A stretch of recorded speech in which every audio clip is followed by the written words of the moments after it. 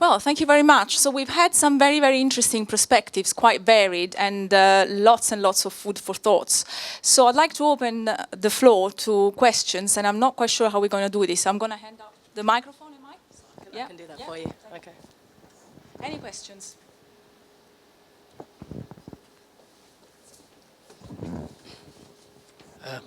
Keith Henderson, just retired. Got a project on at the moment. One thing that is absent from anything anyone's said, and I'm not sure if anyone would know anything about this, but has anyone heard, hands up, anyone who's heard of the architect Christopher Alexander? Yes. Yeah. Nothing about that from anybody. I mean, Christopher Alexander, he's a British architect who worked in California. He's still alive.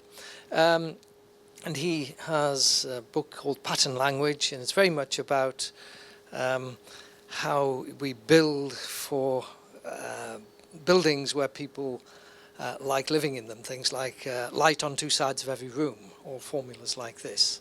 And it would be good if some of that was in what is being said today. Thank you. Thanks for the thought. Thank you. Somewhere there. Richard Twim from the UK Green Building Council.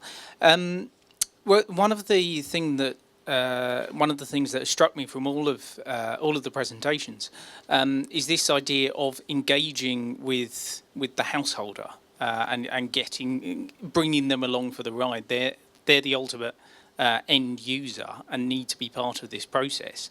Does that present a bit of a challenge then for a construction industry which is very much based upon delivering a product at the start of life and hasn't really had much of an interaction with the end user?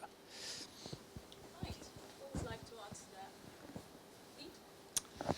Yeah, I mean, we're looking at ideas of co-creation and participation design, which I picked up actually in Pennsylvania about 20 years ago.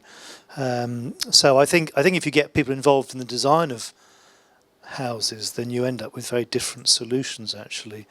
I was told by the MD of Keepmoat a few months ago, we were at some dinner, and he said, oh God, he said, the HCA made us put some custom built houses on a development in Northamptonshire, I think something. He said it was a bit of a pain in the arse when it happened, but he said, interestingly, we ended up with two marketing suites, one for the private for sale and one for the custom build plots. And very quickly, the people in the custom build marketing suite, or the people in the private for sale marketing suite, were picking up little nuances of ideas and concepts from people in the custom build marketing suite who were saying, well, yeah, actually people really like to do this or that. So in their designs for their custom built houses, they've got this, they want this feature or that feature. And very quickly these features started to migrate into the private for sale design. So, I mean, it was very good the HCA sort of made them do it, but there was an acknowledgement from Keepmoat that actually when you do get people involved in the design of houses, the design starts to get better actually very quickly. Yeah, I agree with you on that bit, but I think if we are talking about end users of homes rather than looking at it on one individual by one individual, we have to accept that where we are in the UK today and where we need to be, we know that we need a significant number of houses in a short space of time. So any approach to new house building has to be a significant amount of productionisation in one way, shape or form. And so rather than talking or trying to convince the person that's actually going to purchase or move into a new house and try and engage with them on the user experience they might feel if they were to take the keys from you, let's actually lean back on that productionisation. If we can actually put some consistent thought and approach of this building just slightly differently, as I sort of mentioned earlier, then why not go to peer review in the same way that we do in every other way as a consumer? So if we've got sort of, productionisation elements in, and it doesn't have to be in, whether it's the large developers, whether it's sort of smaller developers, and whether that be done in traditional construction or off-site, let's actually go for peer review. And that's why we think the whole element of qualitative research done with people that are in homes that have been built this slightly different way, and actually hearing from them what they feel the difference is.